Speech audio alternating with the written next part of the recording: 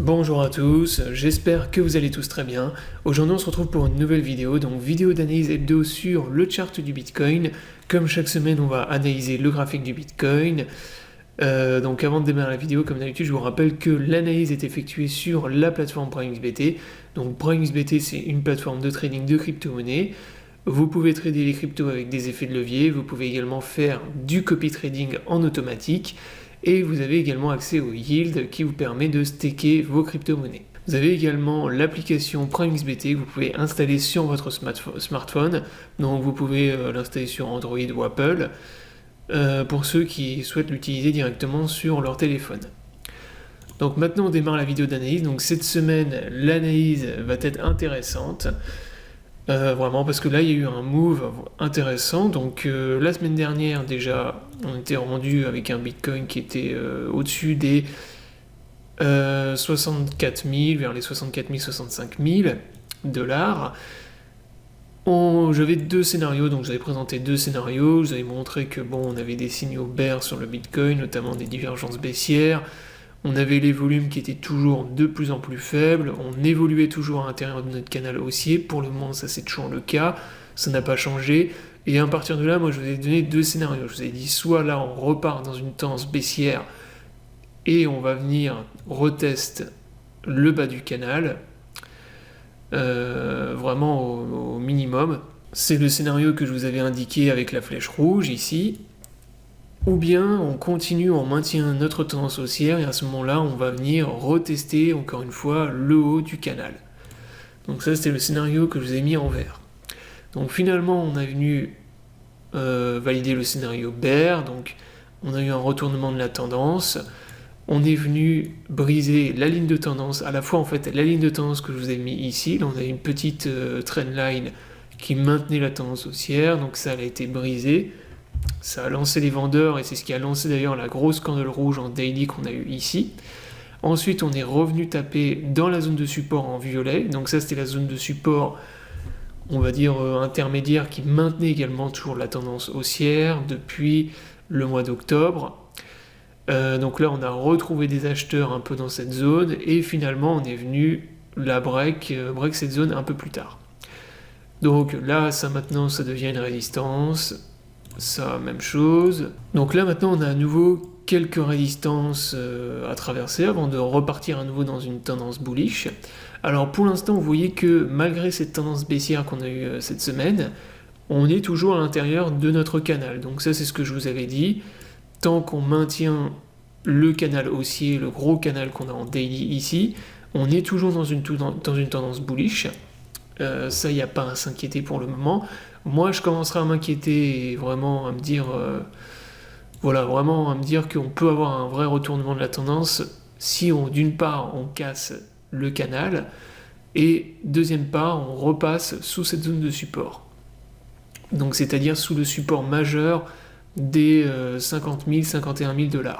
Si on casse en fait, par exemple la semaine prochaine ou plus tard, ces deux zones de support, donc le canal et la zone ici, là à ce moment-là, oui, ça commencera à sentir mauvais et on pourra parler d'un potentiel retournement d'un bear market par exemple. Ce qui là pour l'instant n'est absolument pas le cas, là pour l'instant on est toujours dans une tendance bullish, on est toujours à l'intérieur de notre canal, donc pour le moment, il n'y a vraiment pas à s'inquiéter. Donc ça, c'était la première chose. Deuxième chose, là, on voit qu'en daily, on a eu un rachat dans la zone des 55 000 $, même plutôt 56 000 $. Donc dans la petite zone de support qu'on avait ici, là, on a un rebond. On voit qu'on est en train de faire un pullback dans l'ancienne zone de support qu'on avait ici. Donc si on passe sur unité de temps H4, on voit que là, il y a eu pas mal de rachats bull hier sur les 56 000. Il y a eu un bon rebond haussier avec pas mal de rachats. Là, on est en train de faire une sorte... Là, on a fait une sorte de mini... un peu un V-bottom, en fait, en H4. Et là, maintenant, on est en train de faire un pullback sur la zone de résistance. Alors maintenant, la question, c'est est-ce qu'on va réussir à repasser au-dessus de cette zone ? Et à ce moment-là, ce sera encore une fois un très bon signe, c'est-à-dire que là, si on repasse au-dessus de la zone et qu'on arrive à consolider au-dessus, c'est un excellent signe.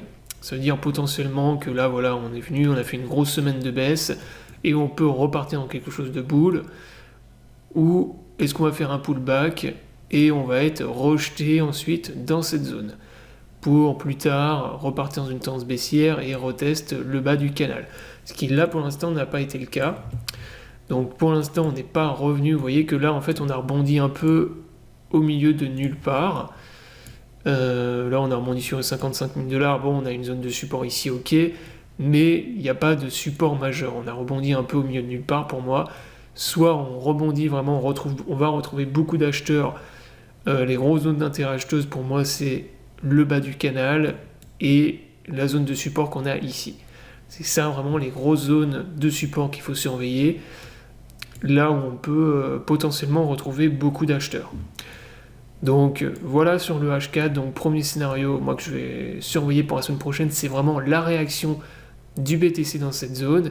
Est-ce qu'on va avoir un rejet, voilà, à nouveau les vendeurs qui vont reprendre la main dans cette zone, à ce moment-là le rebond qu'on a eu, ça aurait été uniquement un rebond technique. Ce qui est tout à fait normal parce que là on a eu quand même une belle baisse cette semaine. On a corrigé de moins 19% par rapport à l'ATH du Bitcoin. Donc là c'est normal qu'on ait un rebond, c'est tout à fait normal, ce qu'on appelle des rebonds techniques. Chaque fois qu'on a des baisses violentes, on a systématiquement des gros rebonds d'achat. Donc c'est tout à fait normal. Et maintenant moi ce que je veux voir c'est est-ce qu'on va réussir à repasser au-dessus de cette zone, à consolider au-dessus de la zone pour ensuite plus tard repartir dans quelque chose de boule, repartir à nouveau dans une tendance haussière. Donc ça va être vraiment la vraie question, voilà, ce qu'on va devoir surveiller, sachant que là si on repasse au-dessus de la zone que je vous ai tracée ici, il y a une figure chartiste qui peut être intéressante, c'est l'épaule tête-épaule inversée. Donc là si on fait un truc de ce genre là et qu'on consolide et qu'on repart boule, là vous voyez que le Bitcoin il peut potentiellement former une tête-épaule, épaule-tête-épaule inversée. Donc on a la première épaule ici, on a la tête ici, et potentiellement on peut former une deuxième épaule là. Donc ça bien sûr, avant de penser voilà cette figure chartiste, il faut déjà qu'on repasse au-dessus de la zone de résistance. Ensuite qu'on ait par exemple un rejet au niveau des 60 000 $, qu'on revienne pullback vers les 58 000, et là à ce moment-là on peut potentiellement former cette figure. Donc ça c'est une figure aussi que je vais surveiller, au cas où on valide le scénario vert et qu'on arrive à repasser au-dessus de la zone de résistance. Et dans le cas contraire, je vous le dis, si on est rejeté, pour moi, on ne retrouvera pas d'acheteurs avant le test du bas du canal. Donc ça c'est vraiment la trendline inférieure de notre canal, qui est vraiment une énorme ligne de tendance, une énorme ligne de support. Et vraiment, pour moi, on va forcément retrouver des acheteurs quand on va venir au contact de cette ligne-là. J'ai du mal à croire qu'on puisse traverser et vraiment briser ce canal facilement, voilà, sans qu'on retrouve d'acheteurs. Ça me paraît très étrange. C'est pour ça que là, je pense que au pire du pire, en scénario bear, si on est vraiment rejeté au niveau de cette résistance, on va retourner dans une tendance baissière la semaine prochaine, par exemple, ou je sais pas, dans 2 semaines, et on va venir taper donc la ligne de tendance là qu'on a ici, voilà, vers les 54 000, 55 000 $, et à ce moment-là, dans cette zone, on peut retrouver beaucoup d'acheteurs. Et si on traverse, par exemple, si on fait une fausse cassure, si on fait une cassure du canal, juste en dessous, on a une énorme zone de support, on peut potentiellement avoir beaucoup d'acheteurs en dessous, et ça peut se transformer en fausse cassure, voilà, par exemple une bougie en daily avec une grande mèche qui se fait racheter tout de suite, et on peut réintégrer le canal très vite derrière. Donc voilà pour la vidéo d'analyse. Donc pour l'instant il n'y a pas grand chose de plus à dire. Les divergences baissières ont été validées, on a retrouvé des vendeurs cette semaine, ce qui est tout à fait normal. Donc là maintenant ce qu'il faut c'est surveiller ce que je vous ai dit, donc d'une part cette zone de résistance qu'on a ici, et si on repart dans une tendance baissière la semaine prochaine, surveillez bien le canal et le support qu'on a juste en dessous.